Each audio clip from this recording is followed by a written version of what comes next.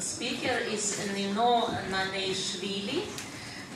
She's also a PhD student at Ila State University, and the topic of the title of her presentation is on the types of Christian liturgical music in today's Georgia.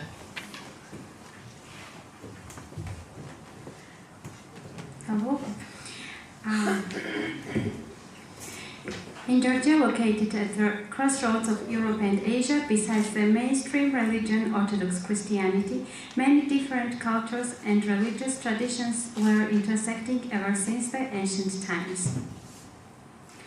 My aim is to study the type of Christian liturgical music in modern Georgia. The Orthodox liturgical music, which underwent repressions in the communist era, simultaneously being one of the most important markers for the ethnical and religious identity of Georgians. Represents the object for the observation of Georgian as well as of the foreign scientists already for several scores of years. What about the music of religious minorities? It is yet absolutely unstudied.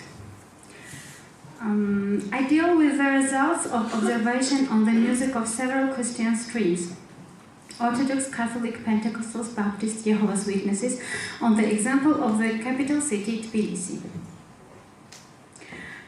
During the research, I use the methods of comparative international analysis, intercalated observation, deepened interview.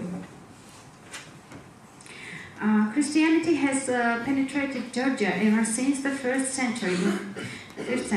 In the Georgian Orthodox chants, there are shaped four main types: traditional, Sionic, Patriarchal temple style, and so-called Byzantine style chants.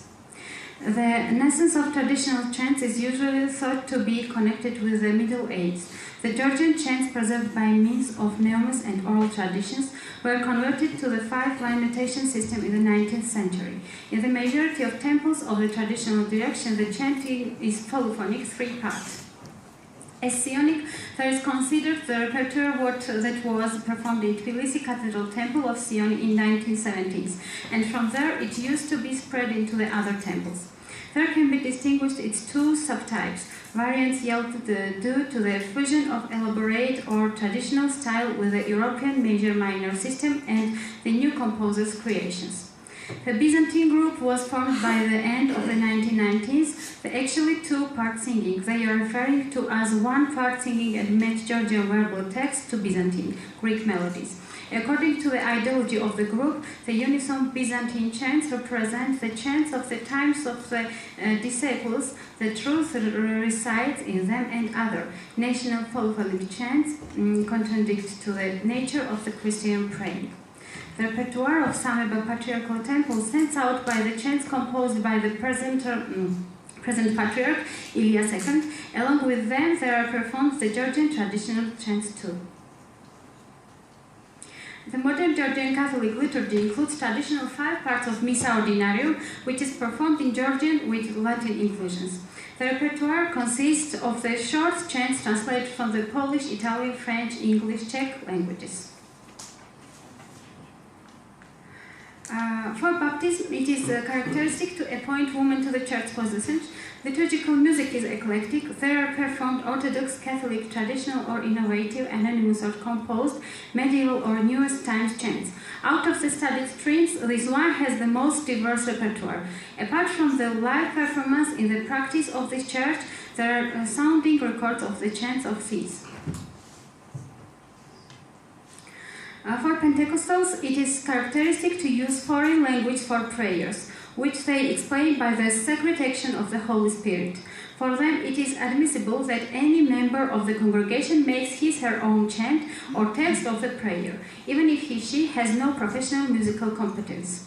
For such chants, it is characteristic to observe excited meditativeness. Chanting mainly serves to excite the feelings and emotions of a believer and not to calm them down, because as they believe, it is only possible to unite it with the Holy Spirit through self-forgetting, via certain meditation. At the service of Jehovah's Witnesses, just like the other countries of the world, there are performed only the chants with those themes and those melodies which are determined in their headquarters in Brooklyn. There is always sounding the piano or an audio record, also a cappella, arranged for the orchestra, which is used by the congregation as an accompaniment. The melody, tempo, rhythm, arrangement, all of these are uniform as they are sent from the headquarters to all of the respective countries, and then locally they choose texts to match them. The performers have no opportunities to make improvisations or show creative activities. The performed research attests that the teaching of the studied Christian streams are based upon the holy scripts and holy traditions. The liturgical music, as one of the symbols of the religious confession, is directly linked with the worldview of the believers, with the original understanding and interpretation of the corresponding teaching. For example, for the Orthodox Christians, it is important to keep intact their dogmas backed with oral traditions, which is directly reflected upon the matter of preservation of the traditional chants. The performance is made in the form of a presentation performance. Liturgical chants of the religious minorities included in the research are performed in the form of a participative performance, or else with the total inclusion of the congregation. In order to achieve this aim, there are elaborate many different means, such as special books published for the congregation, manuscripts made, or lyrics of the chant shown on the screen during the service. Their chanting is predominantly characterized by the social criterion polyphony, and from a musical point of view by one part singing. Catholicism is relatively open to the elaboration or adoption of new dogmas. Accordingly, for their services, it is nowadays acceptable to include music of various national origins or written by composers of various styles. As for the Pentecostals, their direct, close relationship with God can be revealed in various aspects. As any believer reveals his or her gift, it is explained by the action of the Holy Spirit.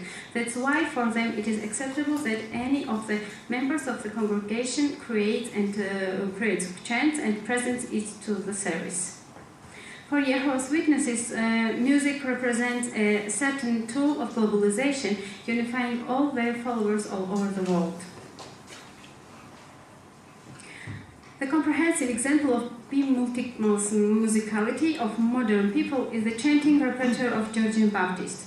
The same can be repeated about the Orthodox repertoire, Sionic composing repertoire, Sionic elaborated repertoire, and the repertoire of Sarajevo Cathedral Temple. The other results of analysis is present in the chart, which you can see in the poster presentation. I suppose that the study of the religious diversity, along with the characteristics of the corresponding chants, shall widen the research area of modern Georgian ethnomusicology to a certain extent, and, in general, shall continue the multi-centennial culture of religious tolerance by which our country used to be standing out. Now we can listen examples if we have time. Can we? Maybe we want to. Okay.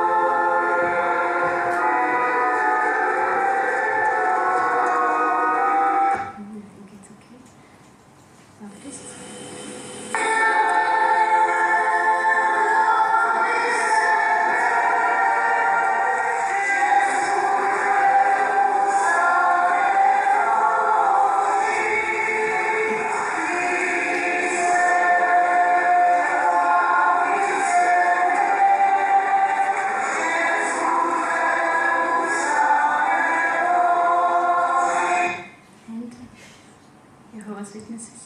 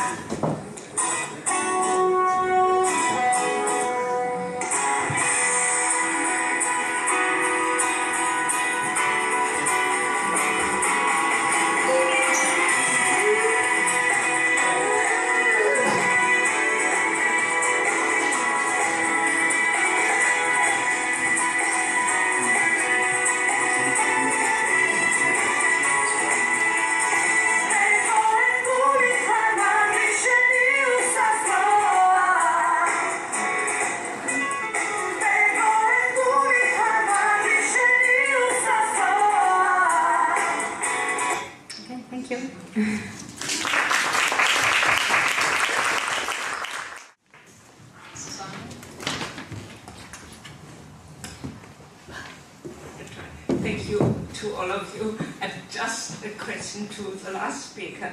Why didn't you include the Lutheran Evangelical Church? I know in Tbilisi there is a quite strong German Evangelical church. I've been there, so I'm sure they have a choir as well. Thank you for the question. My aim over this time is study just in Georgian language, chants which performed in Georgian language, because but my interest is also Lutheran Church, and I think that I would study them all also. Thank you.